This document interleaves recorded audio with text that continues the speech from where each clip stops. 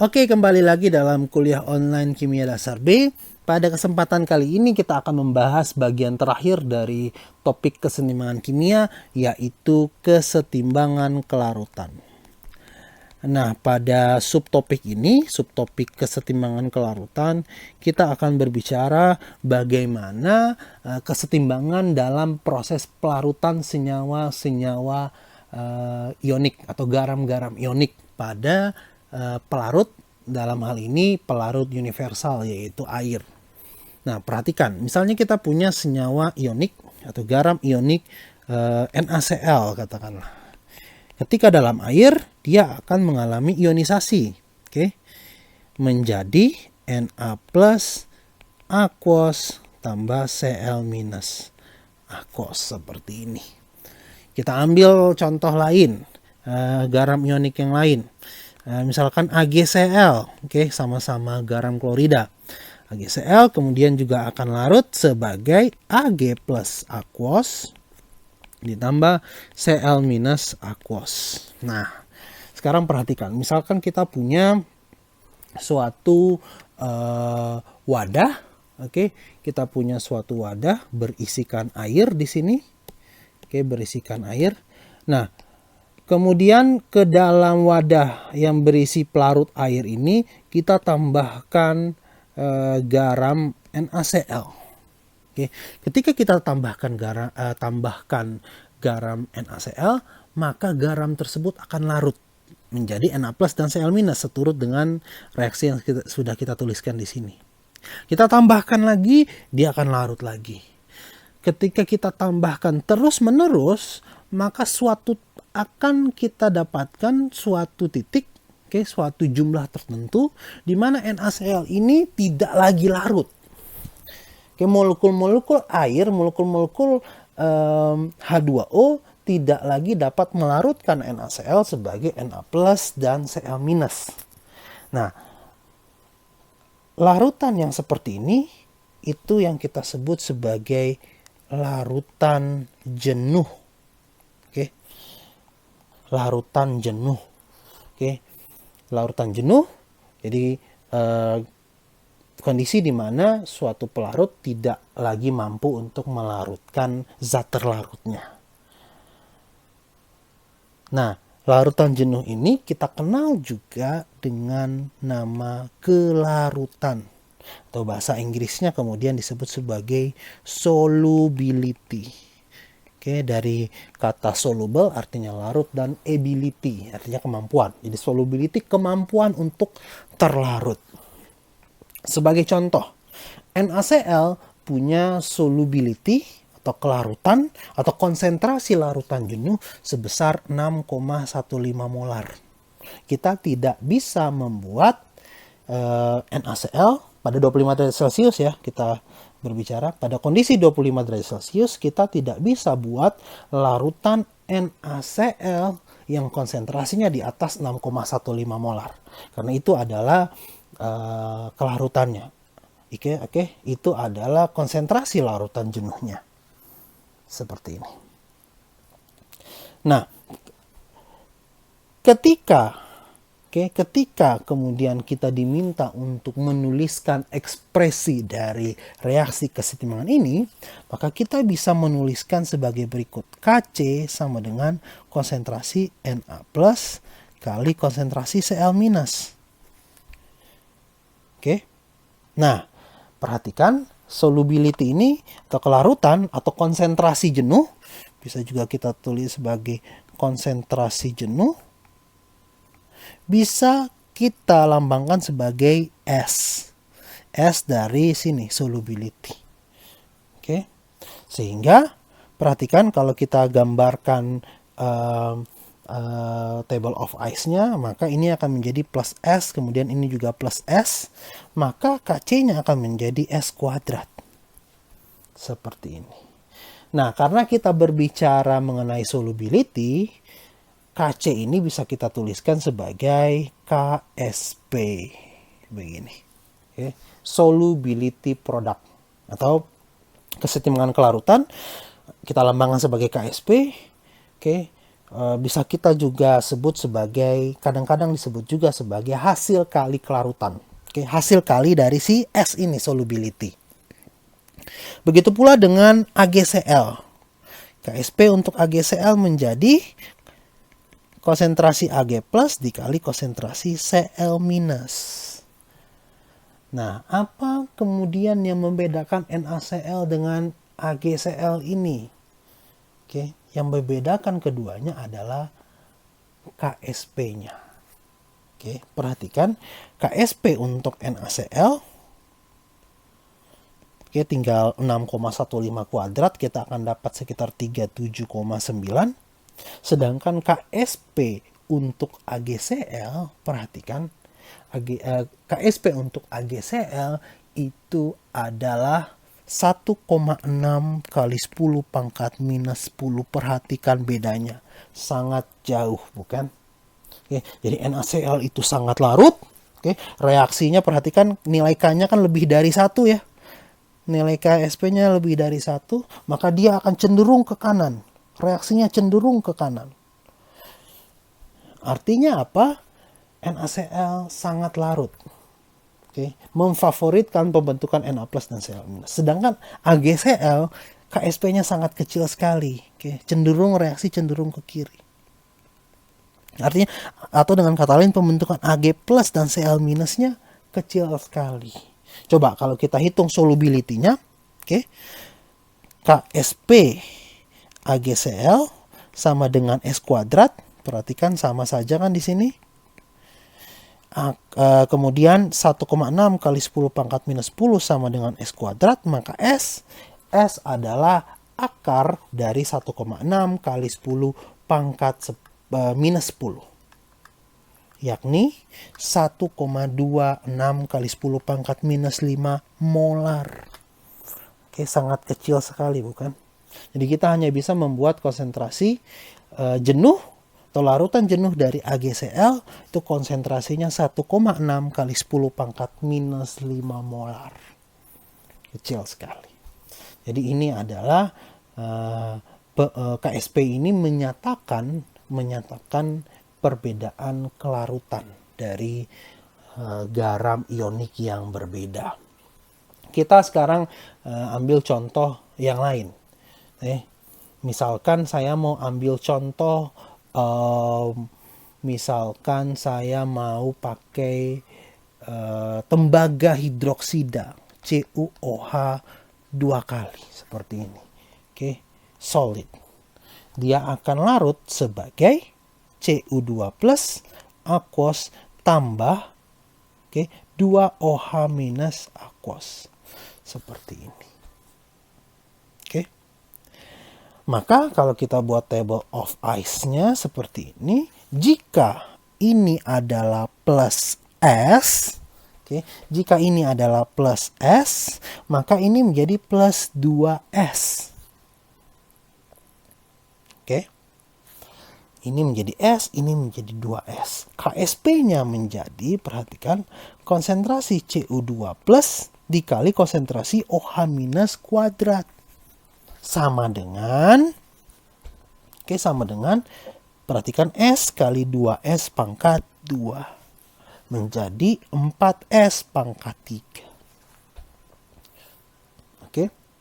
Nah, KSP dari CuOH 2 kali adalah, perhatikan, KSP-nya dari CuOH 2 kali ini, dari tembaga hidroksida ini, tembaga 2 hidroksida adalah 2,2 kali 10 pangkat minus 20. Maka bagaimana solubility-nya? Bagaimana konsentrasi jenuhnya? Tinggal kita hitung, sama dengan 4S pangkat 3, bukan? Maka S-nya akan menjadi akar pangkat 3 dari, perhatikan, akar pangkat 3 dari 2,2 kali 10 pangkat minus 20 per 4. Akar pangkat 3 dari 2,2 kali 10 pangkat minus 20 dibagi 4. Kita akan dapatkan sebesar 1,76 kali 10 pangkat minus 7 molar. Kecil sekali bukan? Kita ambil contoh kalsium fosfat. Ca3PO4, maaf, Ca3PO4 2 kali. Oke, kalsium fosfat. Reaksinya adalah menghasilkan 3Ca2 plus aquos tambah 2 PO4 3 minus aquos seperti ini. Oke. Perhatikan kalau kita buat table of ice ini akan menjadi plus 3S dan ini menjadi plus 2S. Akibatnya apa?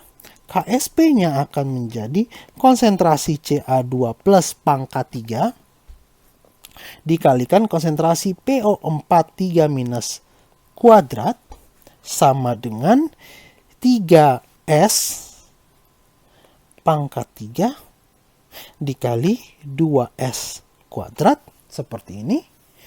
Oke. Kita akan dapat hasilnya ini 27S pangkat 3 4S kuadrat seperti ini dikali 4S kuadrat. Oke, kita akan dapatkan berapa? 108S pangkat 5. Oke, seperti ini. Kita lihat sekarang datanya. Untuk KSP dari kalsium fosfat itu ada di angka 2,2. Perhatikan. Maaf, 1,2 kali 10 pangkat minus 26. Oke. Maka solubility-nya menjadi S menjadi akar pangkat 5 sekarang. Dari 1,2 kali 10 pangkat minus 26 dibagi dengan 108. Oke. Akar pangkat 5 dari 1,2 kali 10 pangkat minus 26 dibagi 108. Kita akan dapat angka 2,56 kali 10 pangkat minus 6 molar. Seperti ini. Nah, sekarang kalau misalkan kalian ditanya, perhatikan data ini. Data CuOH 2 kali dengan Ca3PO4 2 kali. Oke. Mana di antara kedua garam ionik ini yang lebih mudah larut dalam air? Yang lebih mudah larut dalam air. Nah, kalian harus menjawab yang lebih mudah larut dalam air adalah kalsium fosfat. Kenapa? Karena kita lihat S-nya yang menjadi patokan kita untuk membandingkan suatu senyawa ionik itu lebih larut atau kurang larut dibandingkan garam ionik yang lain adalah nilai S-nya, bukan nilai KSP-nya. Kalau kita lihat KSP-nya di sini kan 10 pangkat minus 26. Di sini 10 minus 20. Oke, kalau hanya kita lihat KSP, angka ini menunjukkan si kalsium fosfat itu lebih tidak larut. Ya kan? Karena ininya lebih kecil. Tapi jangan kita bandingkan KSP-nya. Kita bandingkan S-nya.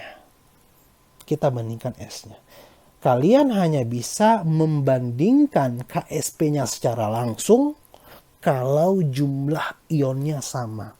Misalkan seperti ini tadi. NaCl dengan AgCl. Ini kan sama. Menghasilkan 2 ion. Rumus KSP-nya kan S kuadrat. Oke. Misalkan kemudian CuOH 2 kali Anda bandingkan dengan misalkan MgOH 2 kali. Misalkan CaF 2 kali. Oke, itu Anda bisa langsung bandingkan nilai KSP-nya. Kenapa? Karena rumus KSP, hubungan KSP dengan S-nya sama 4S pangkat 3. Seperti ini.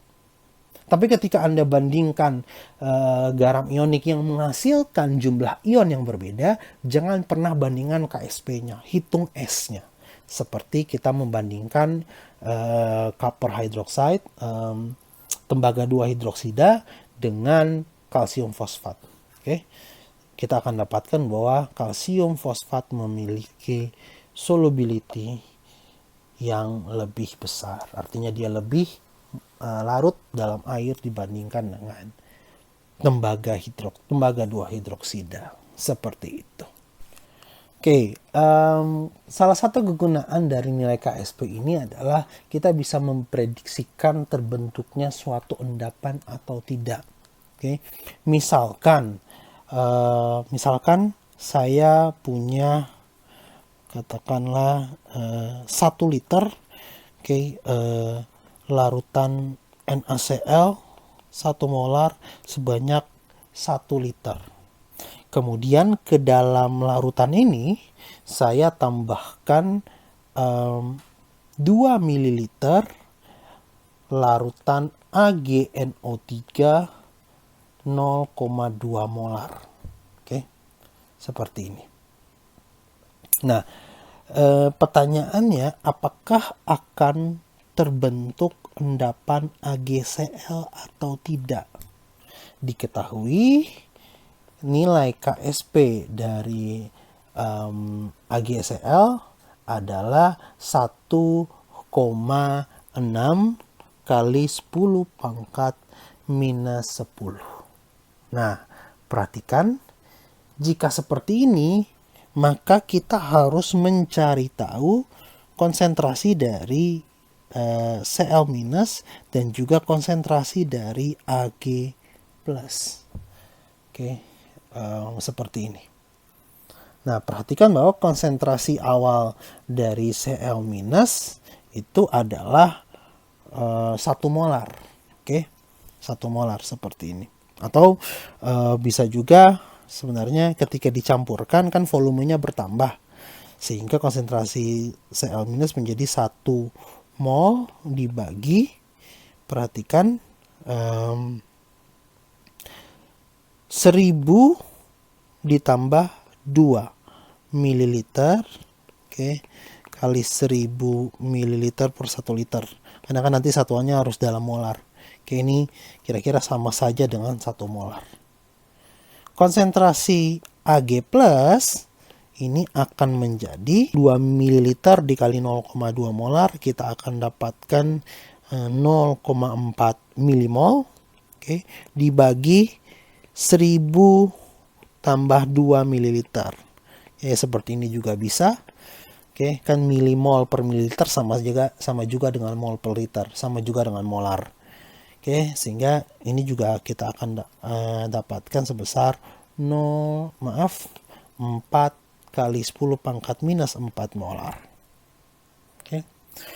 Nah, perhatikan bentuk dari KSP ini kan sebenarnya adalah Ag+ dikali Cl-. Nah, perhatikan bahwa untuk perhitungan KSP, konsentrasi Ag+ dan konsentrasi Cl- adalah konsentrasi jenuhnya. Konsentrasi jenuhnya, konsentrasi pada keadaan setimbangnya. Sedangkan yang ini kan adalah konsentrasi awal yang kita hitung. Yang seperti ini, Ag+, konsentrasi Ag+ dikali konsentrasi Cl- yang seperti ini pada kondisi awal, ini kita sebut dengan Ki. Ki ini adalah kuosien reaksi. Formulanya, ekspresinya sama persis dengan KSP. Perbedaannya adalah konsentrasi pada perhitungan Ki itu adalah konsentrasi awal yang diberikan. Konsentrasi kondisi yang diberikan. Nah, kita bisa menghitung Ki kemudian. Ki sama dengan 1 dikali 4 kali 10 pangkat minus 4. Seperti ini. Sama dengan 4 kali 10 pangkat minus 4 Ki-nya. Kemudian kita bandingkan Ki dengan KSP. Perhatikan, Ki ternyata lebih besar dari KSP. Jika Ki lebih besar dari KSP, maka akan terjadi pengendapan. Pengendapan. Jika Ki lebih besar dari KSP. Kenapa? Perhatikan, AgCl solid setimbang menjadi Ag+ aquos tambah Cl- aquos. Harusnya pada keadaan setimbang hasil kali keduanya adalah tadi 1,6 kali 10 pangkat minus 10. Ternyata pada kondisi yang diberikan 4 kali 10 pangkat minus 4. Artinya apa? Sudah lebih ke kanan. Oke, lebih besar di sebelah kanannya. Menurut prinsip Le Chatelier, saat kesetimbangan diganggu, sebelah kanannya ini lebih besar dari seharusnya, maka kesetimbangan akan bergeser ke kiri untuk mempertahankan nilai K-nya. Maka kesetimbangan akan bergeser ke kiri sehingga terbentuklah endapan AGCL. Oke, sehingga Q ini menjadi indikator. Saat Q lebih besar KSP daripada KSP, akan terjadi pengendapan. Oke, saat Q sama dengan KSP bagaimana Pak? Saat Q sama dengan KSP, maka ini adalah kondisi yang diberikan adalah kondisi larutan jenuh. Oke, tepat jenuh atau kondisi tersebut adalah kondisi setimbang. Saat Q kurang dari KSP, maka proses pelarutan masih berlangsung. Seperti itu. Oke. Jadi kita bisa memprediksi terjadi atau tidaknya suatu pengendapan. Nah, kemudian bisa juga ditanya seperti ini. Oke, bisa juga ditanya seperti ini. Misalkan, dalam larutan ini, larutan ini ada Br- dan Cl-. Seperti ini. Oke. Br- dan Cl- ini sama-sama memiliki konsentrasi 0,02 molar. Kemudian perhatikan, kita tambahkan AgNO3 seperti ini.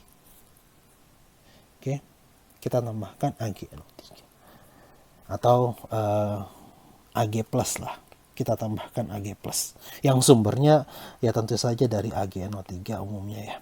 Seperti ini. Nah, pertanyaannya adalah bagaimana atau berapakah konsentrasi Ag plus yang diperlukan untuk mengendapkan Br- saja. Oke. Anda nanti akan diberi data KSP AgBr itu 7,7 kali 10 pangkat minus 13. Perhatikan, KSP dari AgCl adalah tadi 1,6 kali 10 pangkat minus 10. Perhatikan, karena nilai KSP AgBr lebih kecil daripada AgCl, maka AgBr akan mengendap lebih dulu. Oke, AgBr akan mengendap lebih dulu. Kenapa? Sekarang perhatikan, ya. Perhatikan. AgBr setimbang menjadi Ag plus tambah Br minus. Oke. KSP-nya adalah konsentrasi Ag plus dikali konsentrasi Br minus. Kan kita sudah punya konsentrasi Br minusnya sekarang. Oke, sebesar berapa? 0,02 molar. KSP-nya 7,7 kali 10 pangkat minus 13. Konsentrasi Ag plus-nya menjadi, oke, perhatikan, konsentrasi Ag plus-nya akan menjadi 7,7 kali 10 pangkat minus 13 dibagi 0,02. 3,85 kali 10 pangkat minus 11 molar. Bagaimana dengan AgCl? Dengan cara yang sama kita akan dapatkan konsentrasi Ag plus untuk mengendapkan AgCl adalah 1,6 kali 10 pangkat minus 10 dibagi 0,02. Oke, 1,6 kali 10 pangkat minus 10 dibagi 0,02. Kita akan dapatkan 8 kali 10 pangkat minus 9 molar. Kan kita tambahkan Ag plusnya sedikit demi sedikit. Oke. Pada konsentrasi yang lebih rendah, maka AgBr akan mengendap lebih dahulu. Oke, akan mengendap lebih dahulu. Maka kalau kita bikin dalam bentuk garis bilangan, perhatikan. Oke, di sini adalah 3,8, ini adalah konsentrasi Ag+. Di sini adalah 3,85 kali 10 pangkat minus 11. Oke, di sini adalah 8 kali 10 pangkat minus 9 molar. Di sini adalah tepat AgBr akan mengendap. Di sini tepat AgCl akan mengendap. Maka kalau ditanyakan berapakah konsentrasi yang dibutuhkan untuk mengendapkan AgBr saja, maka kondisi inilah yang kita pakai. Garis bilangan inilah, daerah inilah yang kita pakai. Oke, atau kita jawab seperti ini. Kali 10 pangkat minus 11, konsentrasi Ag+ akan berada di antara 3,85 kali 10 pangkat minus 11 dengan 8 kali 10 pangkat minus 9. Seperti itu. Oke, selanjutnya kita akan membahas apa yang disebut sebagai efek ion senama. Oke, sekarang perhatikan. Misalkan Anda ditanyakan, hitunglah kelarutan AgBr atau AgCl ya dalam air. Oke, dalam air. Dan kemudian kelarutan AgCl dalam larutan NaCl 0,01 molar. Oke, ini A, ini B. Mari sekarang kita hitung. Untuk kelarutan AgCl dalam air, oke, akan dengan sangat gampang. KSP-nya adalah 1,6 kali 10 pangkat minus 10. Oke, 1,6 kali 10 pangkat minus 10. Sehingga solubility-nya akan menjadi akar dari KSP. Karena kan KSP sama dengan S kuadrat. Sama dengan 1,26 kali 10 pangkat minus 5 molar. Oke, sesederhana itu untuk solubility atau kelarutan AgCl dalam air. Sekarang bagaimana dengan kelarutan AgCl dalam larutan NaCl 0,01 molar? Sekarang perhatikan. Seperti ini ya. Perhatikan. Sekarang awalnya Cl- sudah ada sebesar 0,01. Oke. Dalam table of ice kita akan tahu bahwa ini adalah plus S, ini juga plus S. Ini menjadi S, ini menjadi S tambah 0,01. Oke. Sekarang perhatikan, KSP sekarang menjadi S dikali S tambah 0,01. KSP-nya adalah 1,6 kali 10 pangkat minus 10. Oke. Nah, pada bagian ini Anda bisa mengabaikan S-nya. Di mana S tambah 0,01 itu akan menjadi 0,01. Karena S itu jauh lebih kecil, tidak signifikan dibandingkan 0,01.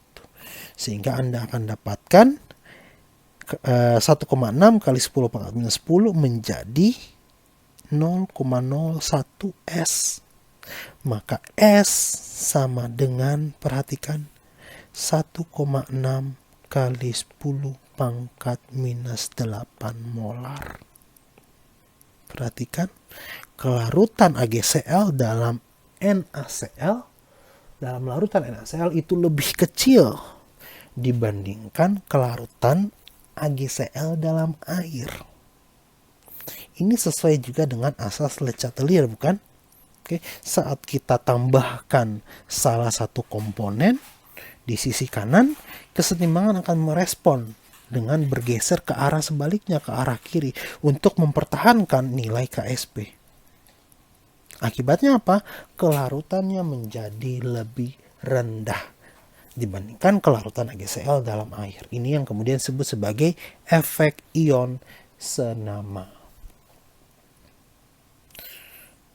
Itu kan anionnya, Pak. Bagaimana kalau kationnya? Ya sama saja. Misalkan solubility AgCl dalam dalam larutan AgNO3. Kita pakai yang sama saja, 0,01 molar.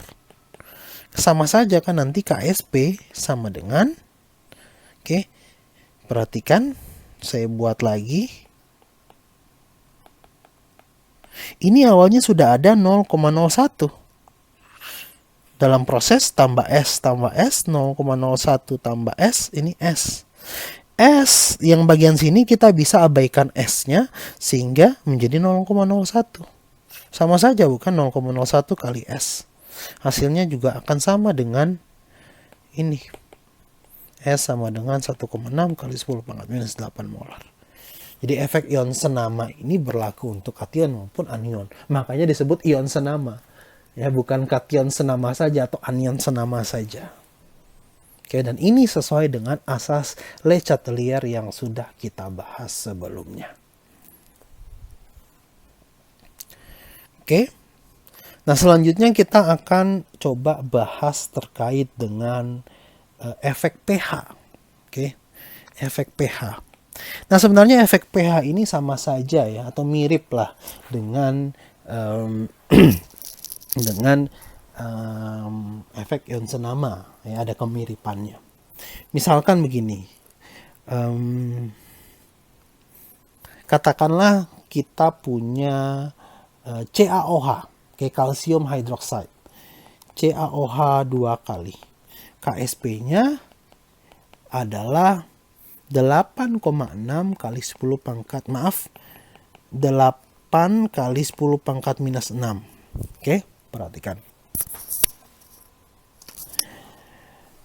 Misalkan ditanyakan, bagaimana atau berapakah pH larutan jenuh CaOH 2 kali?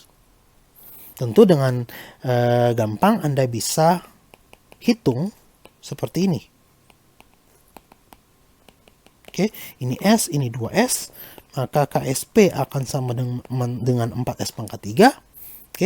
S Anda akan hitung sebagai akar pangkat 3 dari 8/4 kali 10 pangkat minus 6. Ya. Atau akar pangkat 3 dari 2 kali 10 pangkat minus 6. Itu Anda akan dapat nilai sebesar 0,0126 molar. Ini adalah solubility-nya ya, kelarutannya. pH-nya bagaimana? Perhatikan, konsentrasi OH minus sama dengan 2S. Konsentrasi OH minus sama dengan 2S. Sama dengan 0,0126 kali 2. Ya, 0,0252. pOH menjadi minus log dari 0,0252, kita akan dapatkan 1,6. pH-nya menjadi 14 kurang 1,6, 12,4. Seperti ini. Nah, sekarang bagaimana jika kita tingkatkan pH-nya? Kita tingkatkan pH-nya di atas 12,4. Artinya apa? Kita sedang meningkatkan konsentrasi OH- di sini. Kalau kita meningkatkan konsentrasi OH- yang ada di sebelah kanan itu, apa yang akan terjadi? Kesetimbangan bergeser ke arah kiri, bukan? Seperti ini. Akibatnya apa? Solubility berkurang. Jadi ketika kita meningkatkan pH di atas 12,4, maka CaOH 2 kalsium hidroksida akan menurun kelarutannya, atau lebih sedikit yang akan larut. Tapi bagaimana jika kita menurunkan nilai pH? Kita menurunkan nilai pH di bawah 12,4. Artinya apa? Kita sedang menurunkan konsentrasi OH-. Kalau kita menurunkan di sebelah kanan, Sesuai asas Lekatelier, kesetimbangan akan bergeser ke arah kanan untuk mempertahankan nilai KSP. Akibatnya apa? Pada pH yang lebih rendah dari 12,4 akan lebih banyak kalsium hidroksida yang larut. Seperti itu.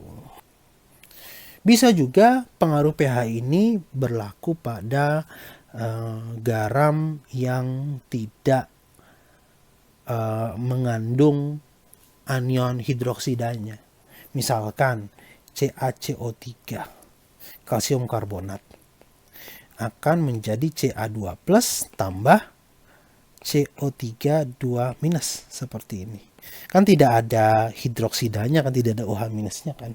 Tapi jika kita tambahkan asam, kita turunkan pH-nya, maka CO3 2- ini bisa bereaksi dengan H3O+ tadi, atau bereaksi dengan H+. Oke. Menghasilkan apa? H2CO3 yang kemudian nanti akan menjadi H2O tambah CO2. Oke, jika kita turunkan pH-nya, kita tambahkan asam, maka CO3 2- akan berkurang jumlahnya karena menjadi H2CO3 dan kemudian menjadi H2O dan CO2. Kalau ini berkurang, apa yang terjadi? Kesetimbangan bergeser ke kanan, solubility dari CaCO3 naik, lebih banyak CaCO3 yang larut. Oke, seperti itu.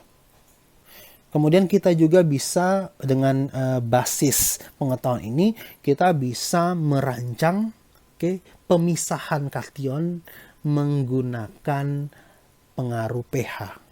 Perhatikan. Misalkan kita punya Mg2+ dan Ca2+. Kita mau pisahkan. Kita punya larutan yang ada Mg2+ dan Ca2+.